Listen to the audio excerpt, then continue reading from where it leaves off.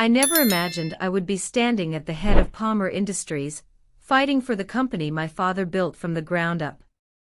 Yet, here I was, staring at financial reports that made no sense.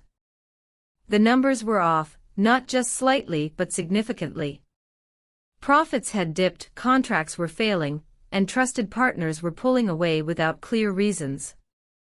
I had taken over the company after my father passed away. He left behind a legacy of hard work, honesty, and a commitment to excellence.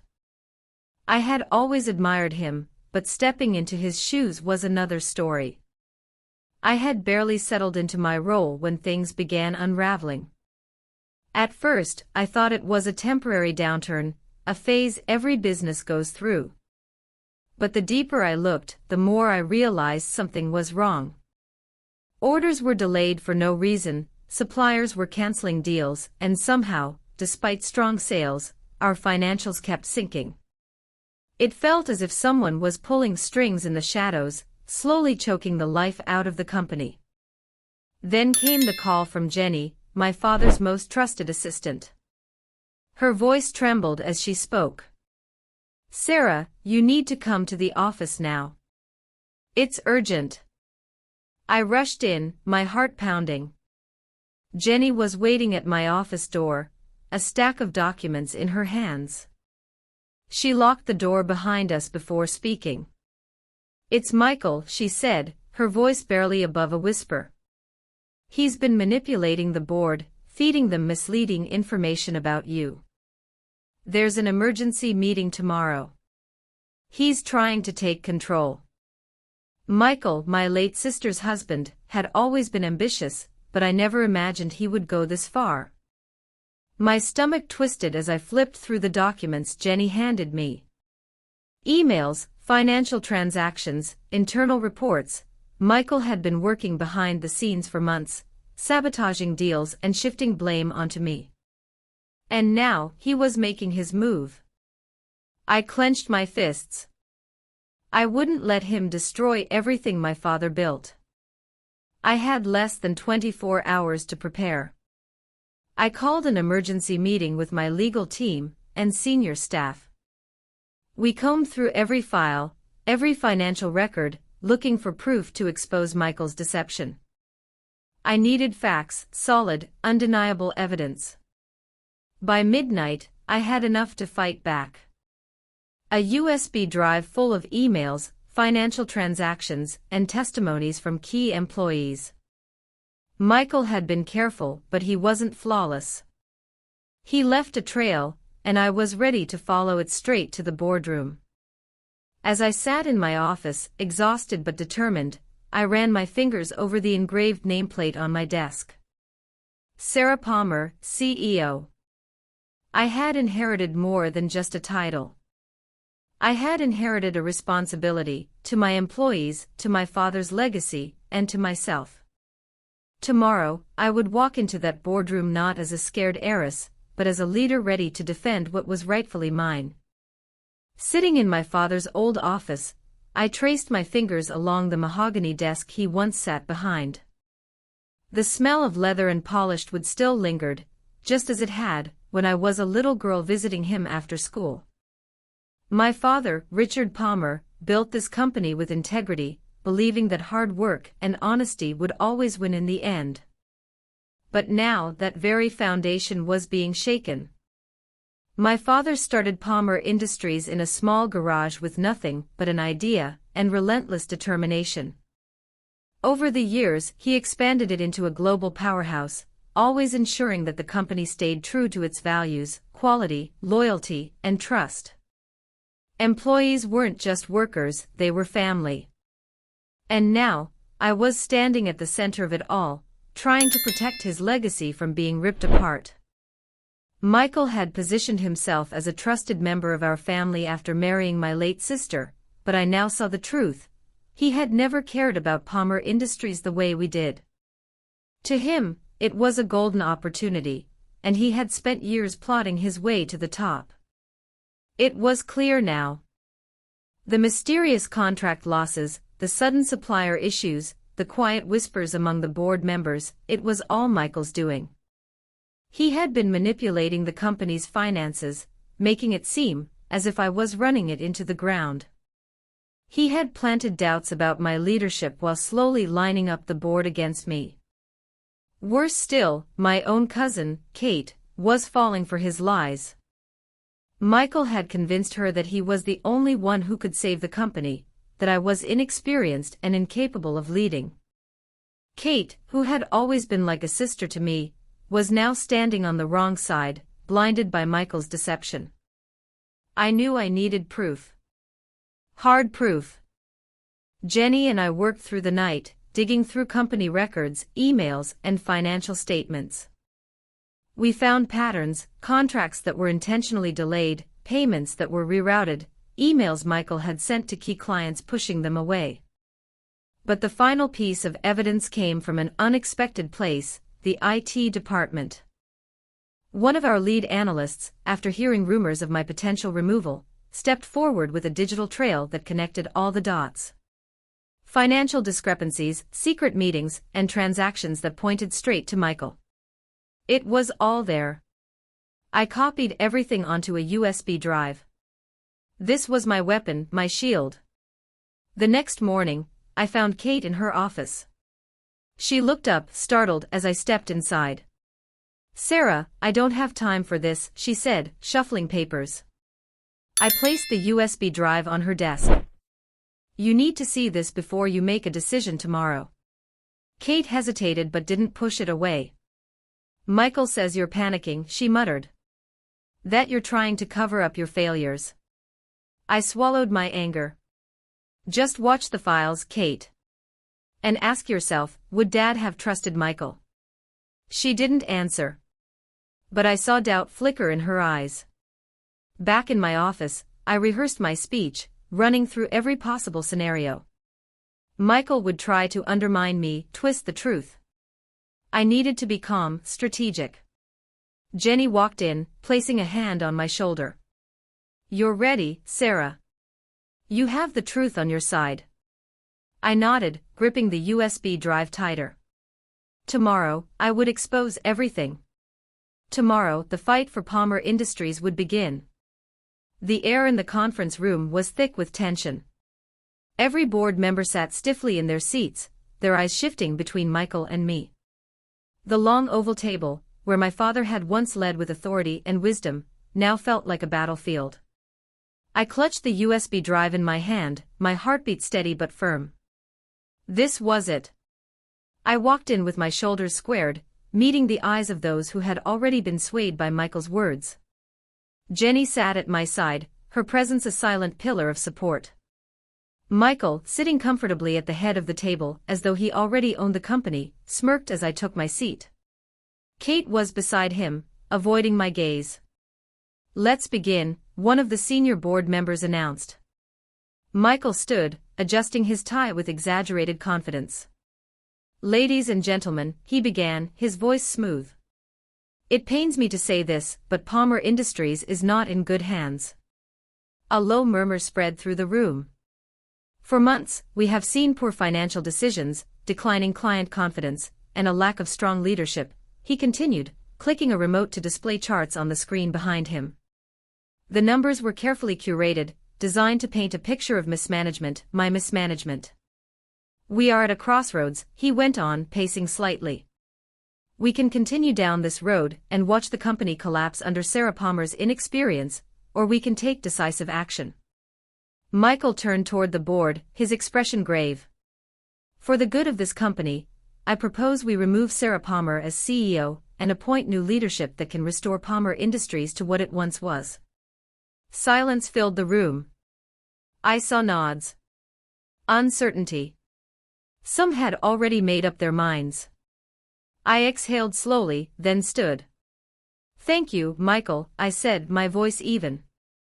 "But what you've presented today is not the full story."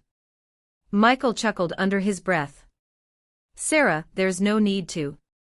I held up a hand. "You had your turn.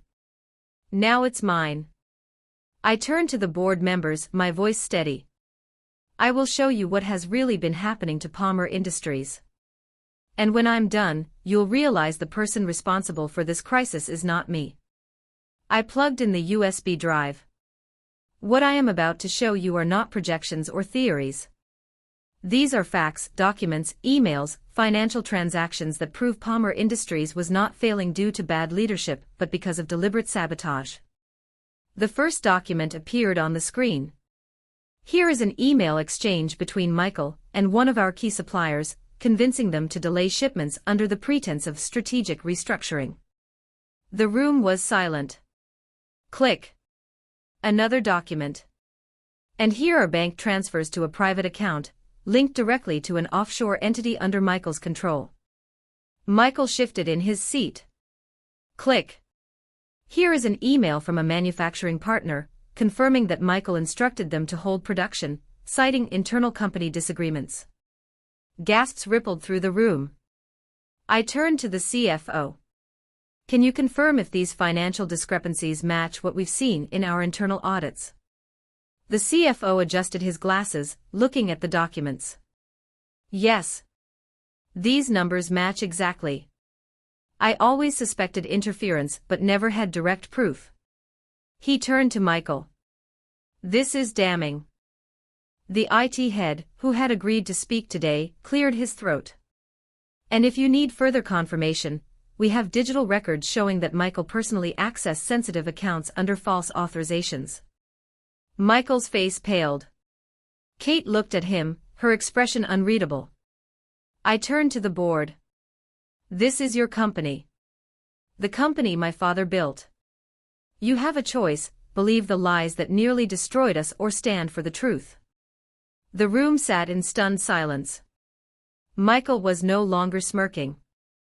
A heavy silence hung over the room, thick with realization.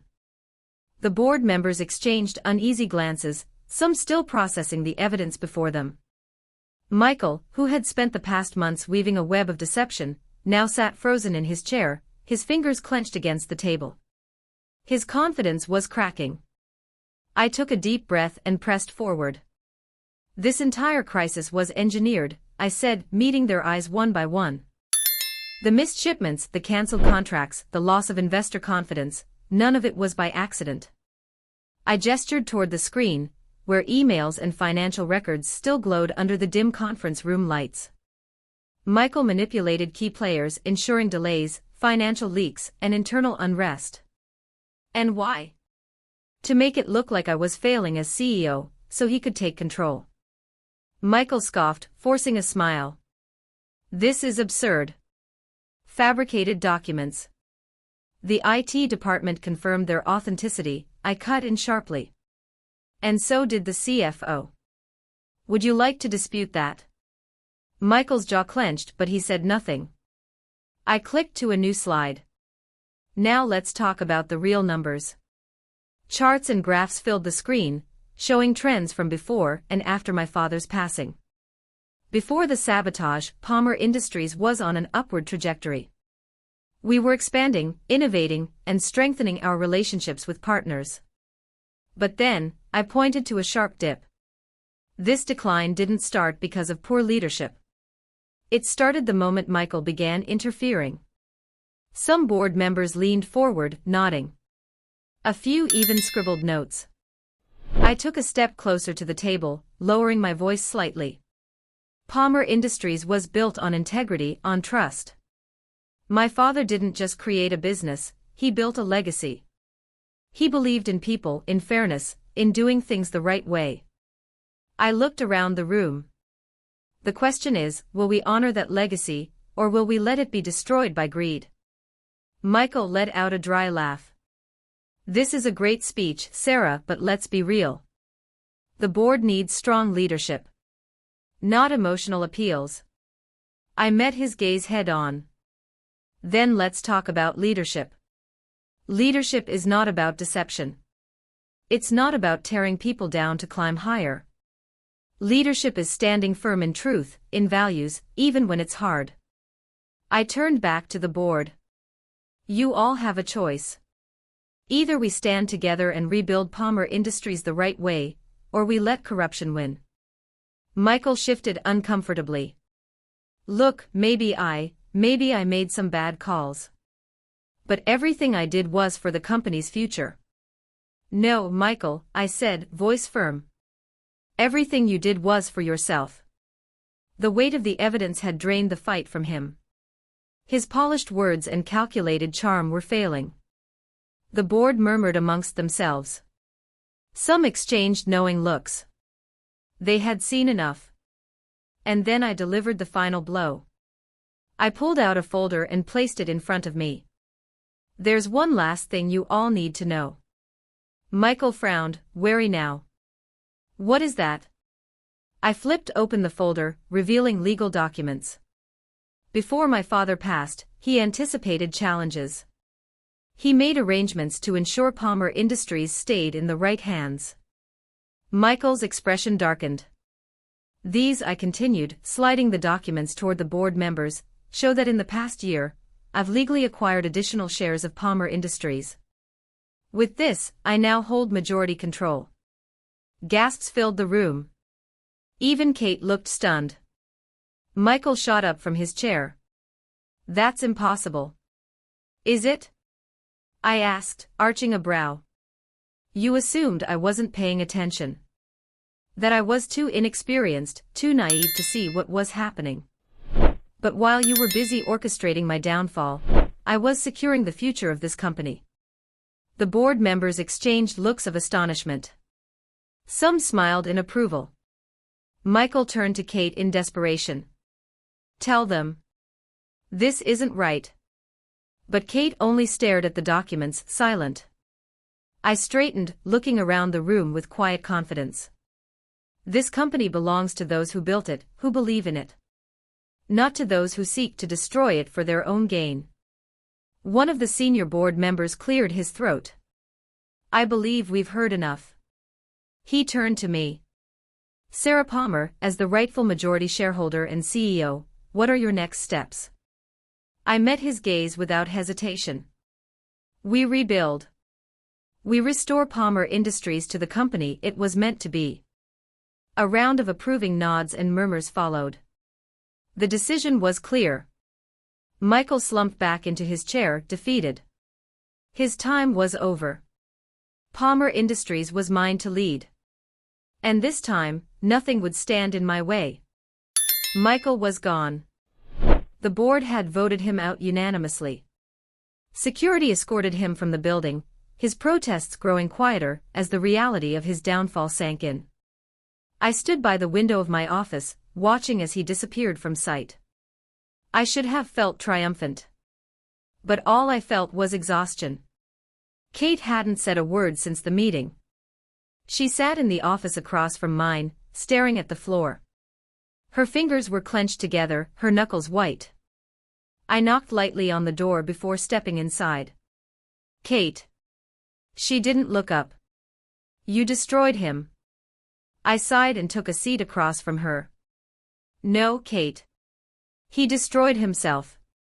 Her eyes flashed with anger, but it quickly faded into something else, grief. You don't understand, she whispered. I loved him. I softened. I know. And I'm sorry. For the first time, she met my gaze. Did you ever think, maybe I didn't want to know the truth? That struck me. Kate had seen the signs, felt the unease, but she had chosen to ignore them. Because accepting the truth meant losing the person she loved. I reached across the table and took her hand. You deserved better. Tears welled in her eyes. She didn't respond, but she didn't pull away either. I took a deep breath. Michael wasn't just sabotaging me, Kate. He was sabotaging the company. He put thousands of jobs at risk. He put your future at risk. She swallowed hard. Did he ever love me? I hesitated. Maybe in his own way.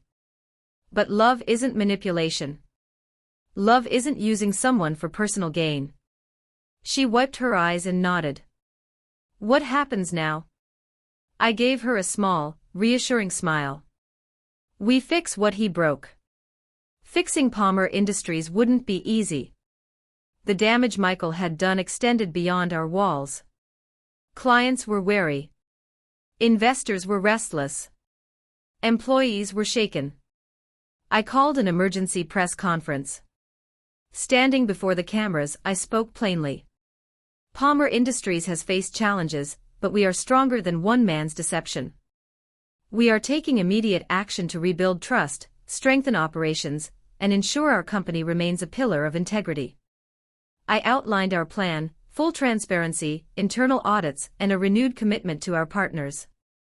Afterward, my phone buzzed with messages from clients. Some were still hesitant. Others, impressed by our honesty, promised their continued support. It was a start. The real test came when I stepped into the company's main auditorium to address the employees. Hundreds of faces stared back at me, some anxious, some skeptical, all waiting to hear what I had to say. I took a deep breath and spoke from the heart. I know many of you feel uncertain. I won't stand here and pretend the past few months haven't been difficult. Mistakes were made. Trust was broken. But today we start fresh. I paused, letting the words settle. This company wasn't built on lies. It was built on hard work, dedication, and the belief that we could create something great together. That hasn't changed. Murmurs rippled through the crowd. I won't ask for your trust, I'll earn it. Starting now. For the first time in weeks, I saw something in their faces I hadn't seen in a while. Hope. We held a company-wide meeting where I laid everything bare: the sabotage, the financial losses, the steps we were taking to recover. No more secrets. No more deception. We initiated a full audit of our finances and operations. Every questionable deal Michael had made was scrutinized. Every department underwent review. I implemented an open-door policy, encouraging employees to speak up about any concerns. For the first time in a long time, the company felt like it belonged to the people again. We returned to the values my father had instilled: integrity, innovation, and people-first leadership. Departments that had been neglected under Michael's rule received new resources. Morale was slowly improving. But the real victory came when the Singapore team, one of our most valuable international partners, sent a report showing record growth. We were back on track. I walked the factory floor one afternoon, talking with workers, listening to their concerns. One employee, an older man named Harold, stopped me. "It's good to see a Palmer running things the right way again." That meant more to me than any board vote or stock price increase. We weren't just fixing a company. We were rebuilding a family. And this time, we would get it right. Kate had always been strong, but in the days following Michael's downfall, she seemed like a shadow of herself. She avoided me at first, keeping to herself. But one evening, she showed up at my office. "I should have known," she said quietly. I closed my laptop and gave her my full attention. "I ignored the signs," she continued, eyes full of regret. Deep down, I knew something wasn't right, but I didn't want to believe it. I sighed. "We all want to believe the best in the people we love, Kate. That doesn't make you weak." She looked at me, searching for reassurance. "But I let him hurt you. I let him hurt this." She gestured around the room, meaning the company, our father's legacy. I leaned forward. "Michael was the one who made those choices, not you." Tears welled in her eyes. "And now, after everything, he's demanding half of everything I have." I exhaled sharply. "Then it's time to fight back." Michael had the nerve to serve Kate with divorce papers, papers that claimed he was entitled to half of her assets. The irony was almost laughable. After everything he had stolen from the company, he still wanted more. Kate sat across from him in the conference room, lawyers on both sides. I was there for support, silent but watchful. "I sacrificed years for you, Kate," Michael said, his voice smooth but dripping with insincerity. "The least you can do is compensate me fairly." Kate lifted her chin. "Fairly?" she echoed. Michael, you spent those years lying, cheating, and sabotaging my family's company. You don't deserve anything. Michael smirked. The law doesn't care about your emotions. I'm legally entitled to half. Kate reached into her bag and pulled out a file. Actually, you're not. Michael's smirk faltered. She slid the document across the table. This is our prenup. It states that if either party is found guilty of fraud or financial misconduct, they forfeit any claims to assets. Michael paled. The board's investigation confirmed your crimes, Kate continued. You're leaving this marriage with exactly what you brought into it, nothing. Michael opened his mouth, but no words came out. He had finally lost. For the first time in weeks, I saw Kate smile. A deeper financial investigation revealed that Michael had been hiding money in offshore accounts. Kate's lawyers wasted no time freezing those assets and preparing to take legal action. Michael had spent years thinking he was the smartest person in the room. But now, the walls were closing in on him. He had no money, no power, and no leverage. And Kate. She finally had her freedom. With Michael out of the picture, we took the final steps to secure Palmer Industries' future. A new governance structure was put in place, ensuring no one person could ever wield unchecked power again. The legal team worked to recover lost assets, renegotiate contracts, and strengthen our financial foundation. I felt the weight on my shoulders lighten. We were no longer cleaning up Michael's mess. We were moving forward. The impact of our efforts became clear in the months that followed. Palmer Industries' stock price, which had taken a hit during the scandal, slowly rebounded. Investors regained confidence. Clients who had distanced themselves were returning. I sat in my office one morning, reviewing the latest numbers, when Jenny knocked on the door. You're going to want to see this, she said with a grin, placing a folder on my desk. I opened it. Our quarterly revenue had surpassed expectations. I leaned back, exhaling slowly. We did it. Jenny smirked. You did it, Sarah. Beyond the numbers, I could feel the change within the company. Employees who had once walked the halls with uncertainty now moved with purpose. Teams were working together again. The energy was different, lighter, stronger. Palmer Industries was alive again. One afternoon, I received an unexpected visitor, Mrs. Chen, my father's oldest friend and business partner from our early days in manufacturing. She entered my office with a warm smile. Your father would be proud, she said. I swallowed hard. I hope so. She reached into her purse and pulled out an envelope. He left this for you. Told me to give it to you when you were ready.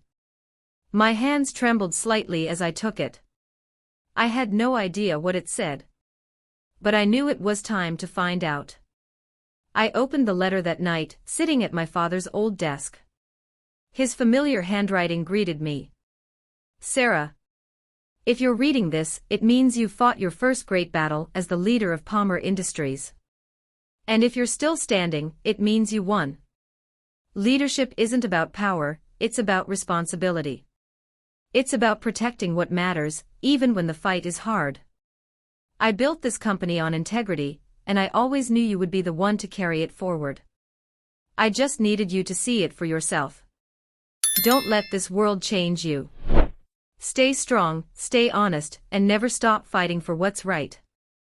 I am so proud of you. Dad. Tears blurred my vision, but I smiled. For the first time since taking over, I no longer felt like I was chasing my father's legacy. I was his legacy. His words echoed in my mind. Leadership wasn't just about running a company, it was about seeing people for who they truly were. Michael had fooled us all for a time. But now, I knew what to look for. I had learned to trust my instincts. To recognize deception. To stand firm in the face of manipulation. And most importantly, I had learned that I was capable. As I looked around my office, I saw the proof of everything we had accomplished. Palmer Industries had survived. I had survived. And we weren't just surviving anymore, we were thriving. I folded my father's letter carefully and placed it in my desk drawer. Then I stood, straightened my shoulders, and walked out to lead my company. Because I was ready. And I always would be. The numbers spoke for themselves. Palmer Industries had just closed the strongest quarter in our history. As I sat at the head of the conference table, listening to the finance team present the latest reports, I couldn't help but smile. Growth was up, revenue had surpassed expectations, and investor confidence had fully returned. Not long ago, this company had been on the edge of collapse. Now, it was thriving. I glanced at Jenny, who was beaming with pride. "We did it," she whispered. I nodded. No, everyone did. This wasn't just my victory, it belonged to every single person who had fought to rebuild this company from the inside out. Beyond the numbers, the energy within the company had completely transformed. Employees who had once been cautious and uncertain now walked with confidence. Departments were collaborating like never before, and new ideas were flowing freely. I made it a point to visit different teams, to listen, to really hear what they had to say. One afternoon, I stopped by the engineering department and saw a group of employees excitedly gathered around a prototype. They were testing a new design, an innovative approach that could revolutionize production efficiency. They weren't just working. They were building something. I smiled to myself. This was the Palmer Industries my father had dreamed of. Kate had also found her place. After everything she had been through, she had emerged stronger. Instead of distancing herself from the company, she threw herself into learning. She started working closely with the finance team, learning the intricate details of corporate operations. One evening, she walked into my office with a stack of reports. "I've been going through the accounts," she said, eyes sharp. "I think there's a way we can optimize our supply chain costs." I raised an eyebrow. "You think?" She smirked. "I know." I laughed. Looks like I'm not the only Palmer who inherited Dad's instincts. For the first time in a long time, Kate looked truly happy. She wasn't just my sister. She was my partner in rebuilding our family's legacy. Michael, on the other hand, had vanished into obscurity. He had tried to start a new company, hoping to rebuild his reputation. But the world had seen the truth. Investors weren't interested. Clients didn't trust him. His name, once associated with power and influence, had become a cautionary tale. It wasn't revenge, it was simply justice. And I never looked back. 1 year after the darkest chapter in Palmer Industries' history, we held an employee innovation event. Anyone in the company, from interns to senior executives, was invited to present ideas for improvement. It wasn't just about boosting profits. It was about fostering creativity. As I sat in the front row, watching employees present everything from sustainability projects to technological advancements, I realized something. Palmer Industries wasn't just surviving. It was evolving. And the best ideas weren't coming from the top, they were coming from within. One of the biggest lessons I had learned was that a company wasn't just about products or profits. It was about people. Integrity, honesty, and transparency had become the foundation of our decisions. Clients trusted us again, not because of clever marketing, but because we had proven our values through our actions. Employees weren't just working for a paycheck, they believed in what we were doing. And that, more than anything else, was the greatest achievement. On the anniversary of my first day as CEO, we held a company-wide celebration. It wasn't just a party, it was a milestone. I stood on the stage, looking out at the people who had stood by me through everything. "I want to thank each and every one of you," I said, my voice steady. "Because of your dedication, your resilience, and your belief in this company, we have not just survived, we have thrived." The room erupted in applause. I looked at Kate, at Jenny, at every single person who had fought alongside me. We had made it through the fire. And we had come out stronger. The next morning, I walked through one of our factories alone. I ran my fingers along the steel machinery, listening to the steady hum of production. This was where it had all started, where my father had built his dream from the ground up.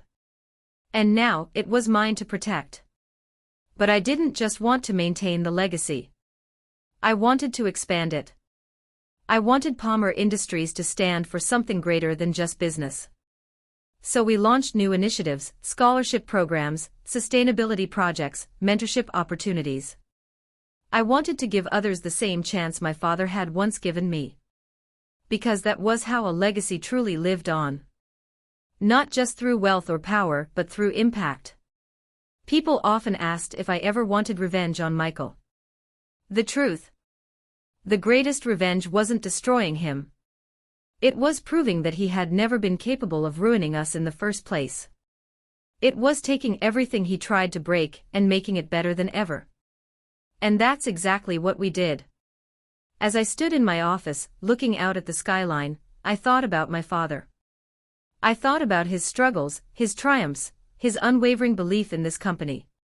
He had built Palmer Industries from nothing. And now, it would stand for everything. Not because of him. Not because of me. But because of the people who had fought for it. Because of the integrity we had upheld. Because of the legacy we would continue to build. The name Palmer would endure. And this was only the beginning. Thank you for watching. If you love this story, please kindly like and subscribe to our channel for more stories like this.